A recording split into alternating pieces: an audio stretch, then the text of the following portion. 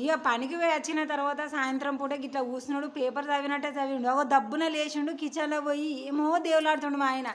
ఏం చేస్తాడా అన్నట్టుగా నేనైతే ఫన్నీగా ఉంటుందేమో అని నేను అనుకుంటే కిచెన్లో పోయిండు, అటు దేవులాడిండు. 4 టమాటాలు తీసిండు, ఒక అటోర తీసిండు, ఇక కత్తి పట్టుకున్నాడు. దాని బొడ్డ మొత్తం తీసేసి సెంటర్లకు ఉన్న గుజ్జు మొత్తం కూడా తీసేసి గట్టయితే పెడుతున్నారు. అవునులా మీరు బ్యాచులర్గా ఉన్నప్పుడు ఏ వంట ఎక్కువ చేసుకొని తినేది ఒకసారి అయితే కామెంట్ చేయాలి. మీరు మర్చిపోయాలి అనుకో వంట చేసుకునే విధానము. నేను ఒక్కసారి అయితే మళ్ళీ మీకైతే చేసి చూపించకైతే మస్తు రెడీగా ఉన్నా. వంట అసలే మర్చిపోకులే, ఓకేనా? గట్లనే ఇప్పుడు మీ ఫేవరెట్ ఏంటిది, బ్యాచులర్ ఉన్నప్పుడు మీ ఫేవరెట్ ఫుడ్ ఏంటిది అనేది అయితే మెసేజ్ అయితే వెటుడు అయితే మర్చిపోకులి. ఇక 4 టమాటాలు అయితే గుజ్జు మొత్తం తీసేసిండు. తర్వాత ఒక కోడిగుడ్డు తీసుకున్నాడు, గిలాసులో కొట్టేసిండు, అందులో పోసేసిండు. అయ్యో పాప దేవతలైనట్టున్నది, నిదానంగానైతే పలగొట్టేసిండు, గిలాసులు అయితే గుమ్మరిచ్చిండు. ఇంకో గుడ్డు కూడా ఉన్నది, అది కూడా కొడతానేమో అనుకున్నా కానీ ఒక్కదాంతో సరిపెట్టుకున్నాడు. పాపం నా గురించి కూడా ఆలోచించినట్టున్నది.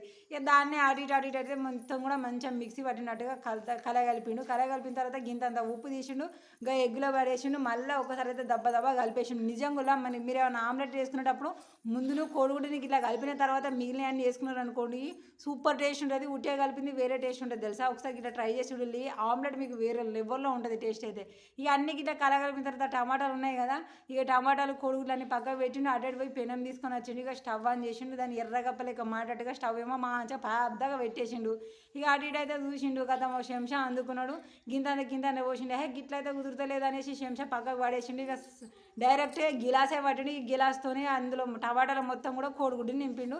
గది తీసుకుపోయిండు, పెనం మీద మెల్లగా పెట్టిండు. అది సుర్రుమని కింద కాలుడితోనే మంచిగా దానికి అతుకపోయి ఉన్నది. అటు ఇటు కదలకుండా కోడిగుడ్డు కింద పడకుండా మంచిగా ఉన్నది.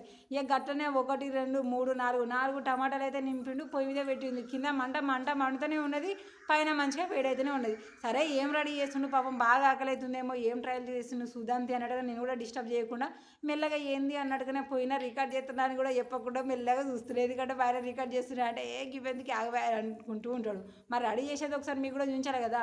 చూసే వాళ్ళలో బ్యాచులర్స్ ఎవరు ఉండడం దెబ్బ అప్పటిదప్పుడు చేసుకొని తినే ఫుడ్లన్నీ మీరు కూడా ట్రై చేసుకోవచ్చు. గిట్లా 4 కోడిగుడ్లు అయితే కలిపేసిండు, పెట్టేసిండు. ఇంకా బుత్తంతా కూడా మిగిలిందే. మిగిలింది కూడా ఏం చేయాలి అని జర్రంతా వేడి అయిన తర్వాత కిందికి గుంజుతుంది కదా గుడ్డు, దాని మీకు మళ్ళీ ఒక దమ్మ అయితే గిర్ర తిప్పేసిండు. మొత్తానికి అయితే కోడిగుడ్డు కొట్టేసింది అయితే మాత్రం గింత సుఖ కూడా మిగలకుండా సూపర్గా వండేసిండు. ఇక దాని తర్వాత పెద్ద మంట మంచిగా మండుతూనే ఉంటాయి. ఇక పైనకి వెళ్ళి మంచిగా ఫ్లేవర్ కోసమో మరి డెకరేషన్ కోసమో నాకైతే దొరకలేదు కానీ గింతంత పుదీనే తీసుకుండు, అల్లింత వేసిండు. కొత్తిమీర కూడా వేసుకుని కావచ్చు పాపం, నేను కొత్తిమీర ఎక్కువ తీసుకురాలే, అయిపోయింది ఉన్నది పుదీన ఒకటి కాబట్టి దాంతో సరిపెట్టుకున్నాడు.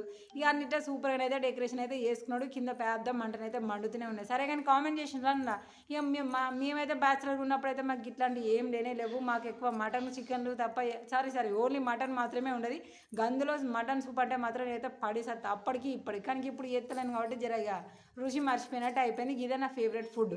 ఇక దాని తర్వాత ఇంకా పెద్ద మంట మీద మండుతూ ఉంటే చాలా సేపటి అంటే 10 నిమిషాలు ఏం కాదు, 3 నిమిషాలు ఉంచిండు. ఇక దాని తర్వాత అలకెళ్ళైతే మళ్ళీ చెంచా పట్టుకున్నాడు. ఆ టమాటాలని ఒక్కొక్కటి మళ్ళీ గదే కట్టులను అయితే వేసేసిండు.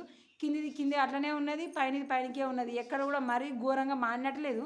గంత పెద్ద మంట పెట్టినా కూడా అసలు ఎందుకు మాడిపోలేదు ఇది నాకైతే అర్థం కాలేదు. ఇలా నిజంగానే అయితే మాడుతుందేమో అనుకున్నా. ఇక అందులో పెట్టేసిండు. ఆ కథ ఇక తిరుడు షురు చేసేసిండు.